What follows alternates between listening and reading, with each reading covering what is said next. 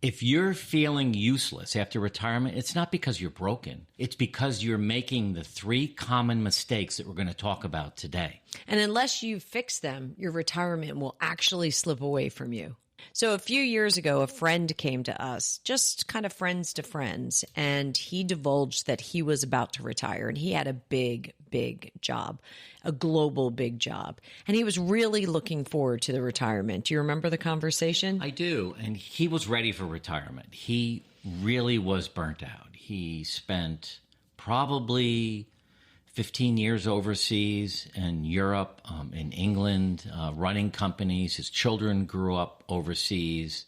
And he was really looking forward to getting his life back, getting his calendar back, figuring out what he can do at the ripe age of 62, still very young. He had accumulated enough wealth, and now he wanted to live his life. So like a lot of us, he picked the date. And that was the goal. He picked the date. He was ready to go. The date came, the date went, and he was kind of left feeling a little bit empty, a lot of it empty, I guess I would say. Yeah. Wasn't really sure where to go. He did try to navigate for a little while in this kind of abyss that he felt like he was in. But ultimately, he needed to figure out something that worked for him. And the 3 things we're going to talk about today were the 3 things that he identified that were super challenging for him. And if they're in your wheelhouse, if this is what you're doing, listen to this video because you're going to like what we have to say. And as we go through the 3 points, let's reflect back on what he did. Have you given him a name yet? No. I mean, I know his name. We'll call him Joe because it's easier. His name isn't Joe, but we'll call him Joe. We'll tell you what Joe did about these 3 really important points. The first mistake that people make is they believe that rest equals fulfillment. I've worked for 40 years. I just need to rest and then I'll feel great again. It doesn't work that way. It absolutely does not work. The rest is great. Having rest is wonderful. You know, we had a long weekend. We needed some rest, but we rested for a day. You cannot rest for 30 years. It just doesn't work. Forget about being fulfilled. You become depressed and anxious and worried and wondering, why do I even want to get up tomorrow morning? I have nothing to do. Yeah, endless downtime can really start to just feel like emptiness. And emptiness over time is going to feel like loneliness, right? So that's kind of the equation that I would associate it with. We all look for those days where we can just kick back and, you know, like right now here where we are, it's pouring rain. It's the 2nd day in a row. It's one of those drizzly gray days that you're like, wow, I'm retired. I should be able to kick back and do whatever I want to do. And that's okay for that moment or that day. But that consecutive emptiness over time or that consecutive downtime over time really hurts you. Yeah. So here's what Joe did. He realized that this emptiness, all this free time wasn't working for him. So he started to anchor a few things into each day. He started to build a routine in the morning. So he started getting up at the same time. He started reading the papers, having coffee. I don't think he meditates, but he does a lot of writing. He's always done a lot of writing. He's published a couple books, actually. He has. So he writes in the morning. And what he does with it, I don't really know, but that brings him joy and fulfillment. I think he posts it on LinkedIn and some other places. But he needed that to realize to give him energy, to give him purpose, to give him a reason to get up in the morning, because he looked forward to that. So that's the first thing that he did to combat that. And we've done the same thing. Our morning rituals now really anchor in the day and start the day on the same foot every single day, and we need that. From there, we figure some things out. Yeah. Today we're doing video. We might play golf the next day, but having this morning ritual really has helped Joe and has helped us. And I think, you know, we have to kind of break that word fulfillment up and figure out, you know, what's it going to come from? It's definitely going to come from feeling healthy. So rest is important, but it's also going to come from some sense of purpose each day. So fulfillment doesn't come from rest. It actually comes from purpose. Right. Hey, there's a link below. 5 habits you need to break if you're retired. Download that free document to really give you some guidance on some things you really want to think about stopping in order to have a great retirement. So click that link below.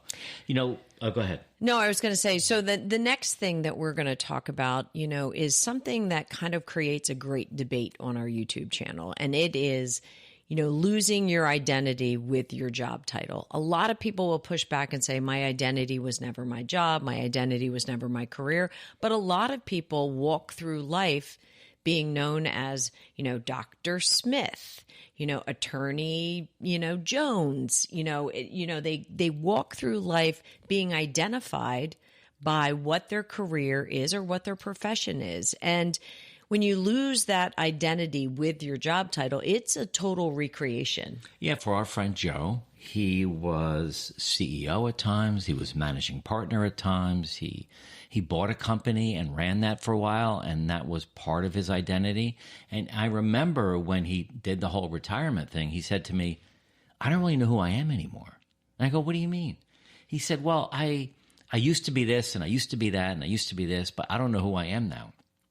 So we worked with him. We coached him a little bit. He's a writer. He's a wonderful dad. He actually went back to work part-time to be what he calls himself a CEO whisperer. Because he's had so much experience, he now works for one company, for one CEO. He has no direct reports, and he's the guy's ears. His sounding board. So he gets to play a little bit with all of his experience and wisdom to give him a little bit of money and to take up some time during the day. But this idea of identity, I was always, for 25 years, CEO of the Rollins Agency. That's who I was. Because walking into meetings, time and time again in our community of Westchester County, New York, and the business community, that's who I was known as. I wasn't Mark the golfer, Mark the dad, Mark the husband. I was CEO of Rollins Agency. I had those other roles. But when I went to a business networking function, people say, what do you do? I wouldn't say, well, I'm a dad or I'm a husband. I run this insurance agency, blah, blah, blah. I had my little elevator speech. So for 38 years saying that, then when you stop doing it, it's like, well, now you need new elevator speech. Yeah, I think this is one of the biggest emotional roller coasters as you transition into retirement. And it's actually something that you can work on before your actual retirement date. The idea of reinventing yourself and reinventing your identity and beginning that process early helps you kind of ride the emotional wave as you work through the transition. So even if you're financially secure, it's not going to mean as much if you wake up and you don't know who you are. So that exploration takes a lot of time. It takes a bit of journaling. It takes a lot of introspection. Might even take asking people, who am I outside of my career, even before you leave your career? Like, what do you know about me? Other than, I'm a senior executive vice president of an organization, or I'm a CEO, or I'm a doctor, or I'm a lawyer, I'm an accountant. If you drop the what you are and really work on who you are, you can start that anytime during this process. And I think that would be really helpful. And that takes intention and work on your part. So think about that. What are your values? What are you really good at? What do you miss about work? What were the jobs you were doing that you loved? Those are opportunities to recreate yourself and now have a new role in life. And really less about the jobs in terms of what were those job titles or even what were those industry jobs, but what were the emotions you felt during each of these different jobs? And can you draw a thread through there for reinvention? All right, here's the third mistake. And I think the most important mistake, especially for men. Now, not everyone has this problem, but here it is. The third mistake is letting relationships fade. When I was in my height of my career, I knew hundreds of people. When I walked into a networking function, I knew dozens and dozens of people that knew me, and they were happy to see me. How have you been? What's new? How's the family? All of this great energy. And when you step away from that world, those relationships don't follow you around. I mean, I don't live in that community anymore. So how am I even going to see these people? Sure, some relationships stayed on. We did some texting, but letting all your relationships fade is going to put you in trouble. And frankly, I was there. Now, I've been out for 8 years, and now I am spending a lot of my time building new men community in Florida and up here in New Jersey, because I miss that. I miss seeing the guys. Now, I miss women too, but really my guy friends is what I miss the most. And now I'm proactively working really hard on that, and I'm meeting some amazing people. Now, I've also stayed in touch with some older friends, and that takes effort and intention. And our friend Joe that I talked about, he 10x that. He reached out to his college roommates. He reached out to business associates overseas. He has 3 men friends groups that he's now actively involved in. And he's really successful at that. And Mark and I go back and forth on this because he says, this may not be quite as difficult for women at this stage of the game. And I wholeheartedly disagree because I think it's as difficult for men and women. When you worked, you had a career, you were raising kids, you were trying to kind of be at the office and be at the soccer field, you were trying to, be at the PTA meeting and also travel for business. And so I remember I was spread very thin as the kids were growing up. So I never really made deep female friendships. I didn't have the opportunity to join a golf club. I didn't have the opportunity to join a book club. I didn't have the opportunity to, volunteer with a group of female friends. I kept some friends, but it was more just on the fly. And I think what I've found at this stage of the game is, you have to be intentional about your friendships as you age. You have to be courageous to put yourself in places where you can meet people with common interest. And it is a courageous moment to walk into a room full of people who all may know each other, and you just stick your hand out and say, "Hi, I'm Jody Rollins. I'm 60. I'm looking for friends." It's hard. It's hard, but you're so good at it. You float into a room, you have intention, right. You announce who you are, you say, "Hey, I'm new here, I don't know anybody, tell me who should I meet? Should I be meeting you? Should I be spending time with you?" You're an extrovert. You're okay with that. I know it takes energy. It does. But it takes 3 times as much energy for me because I'm an introvert, so I don't even put myself in those positions. Right. I haven't really aggressively joined the men's golf league at the golf club because it's just too much work for me, so I shy away from it. And that's bad, but I'm working on it. Yeah. All right. Definitely. Let's look at some questions we got from our team put together. All right. Hi, I'm Alan, 70 years old. I thought retirement would feel like freedom, but most days I feel invisible. I know how that feels. How do you get that sense of usefulness back? I think it could begin with something as simple as volunteering. We talk about that a lot, and it's kind of like beating the same nail with a hammer, but you know what? It's a great place to build community because you're working side by side with other people that more than likely want to leave a legacy behind, want to help this organization grow, want to make a difference to someone's life. So that's the kind of people you want to hang out with that you meet. So I think that's a good place to start. I think that's a great place to start. I also think that you just have to do a little self-reflection and, write down things you enjoy doing. If you're a runner, for example, there's 1,000 running clubs. No matter what your age is, you can join a running club. If you're a gardener, every town has a garden club. If your faith-based organization has youth groups. If youth is your kind of thing that you like to do, get involved in some place teaching youth. I also think, and we don't talk about this much, but I know my mom, when she was alive, and my pop did quite a bit of activities through their senior center. Yeah. And a lot of those are at the YMCA or, at a local center building. But, you can find ways to feel useful, but you have to initiate it. It doesn't come knocking on your door. It's funny. Your Jimmy, your stepdad, we talk about Jimmy a lot. Pop. Your pop. After years of cajoling him, if that's the right word, encouraging him to join the YMCA, he finally joined. He gets in there the first day, and it's like, "Jimmy, where you been? Jimmy, good to see you again." It's like 25 people know Jimmy. 25 people are like, oh my God, let's work out together tomorrow. Let's get together and have lunch. Hey, I have a problem. I know you've got the skill to help me solve it. All of a sudden, he feels loved, liked, useful, and he's exercising. He also has a basement full of golf clubs. So I'm sure a few people said, like, hey, do you have that 60-degree wedge? That's true. All right. Hi, my name is Susan. I'm 67.